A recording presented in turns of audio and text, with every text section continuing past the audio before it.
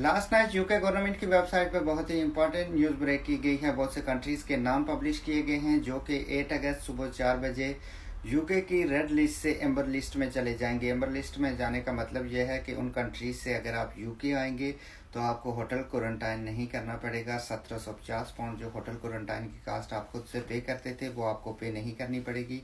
Hotel quarantine करने की ज़रूरत आपको नहीं होगी। और होटल क्वारंटाइन की कास्ट आने वाले कुछ वीक्स में 1750 से बढ़कर 2250 हो जाएगी। 500 पाउंड इसमें इंक्रीज़ किए जाएंगे। यूके के दो मेन न्यूज़पेपर ये न्यूज़ पब्लिश कर चुके हैं।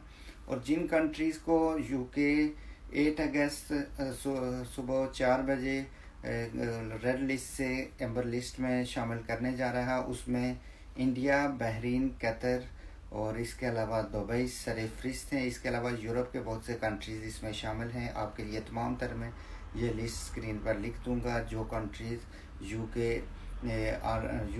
ऑलरेडी पब्लिश कर चुका है जिनके नेम, और ये इम्प्लीमेंट किया जाएगा 8 अगस्त सुबह 4 बजे।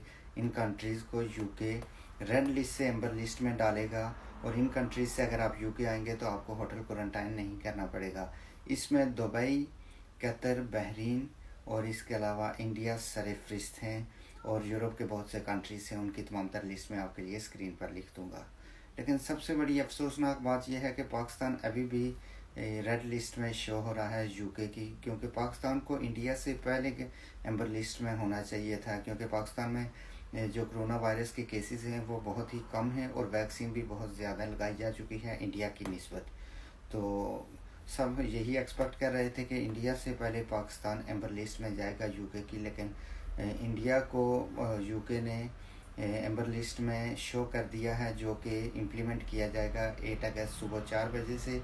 इंडिया एम्बर लिस्ट में चला जाएगा यूके की, जबकि पाकिस्तान स्टिल रेड लिस्ट में शो हो रहा है। ये पाकिस्तान के साथ मैं समझता हूँ बहुत बड़ी ज़्यादती है। मेरी पाकिस्तानी जो नस्ल MPs यूके में रहते हैं उनसे मेरी रिक्वेस्ट है कि आप इस पर आवाज़ उठाएं पार्लियामेंट में। ये पाकिस्तान के साथ बहुत बड़ी ज़्यादती है। पाकिस्तान को ग्रीन लिस्ट में होना चाहिए, एम्बर लिस्ट में भी नहीं, ग्रीन लिस्ट में, क्योंकि पाकिस्तान में बाकी तमाम तर कंट्रीज़ की निस्बत केसेस बहुत ज़्यादा कम हैं और वैक्सीन भी बहुत ज़्यादा लगाई जा चुकी है। इंडिया से अगर कंपेयर किया जाए तो ज़मीन आसमान का फ़र्क है। इंडिया में तकरीबन एक दिन में 4-4 लाख केसेस हो रहे हैं और डेथ की जो रेशो है वो भी बहुत ज़्यादा है। ठीक है, इंडिया में आबादी ज़्यादा है वो मुझे समझ आ रही है, लेकिन उसी रेशो से उसके केसेस भी बहुत ज़्यादा हो रहे हैं। लेकिन पाकिस्तान का जो आप कंपेयर करें जो रेशो है वो बहुत ही कम है और जो केसेस और डेथ हैं वो भी कम हैं, इसलिए पाकिस्तान को भी ग्रीन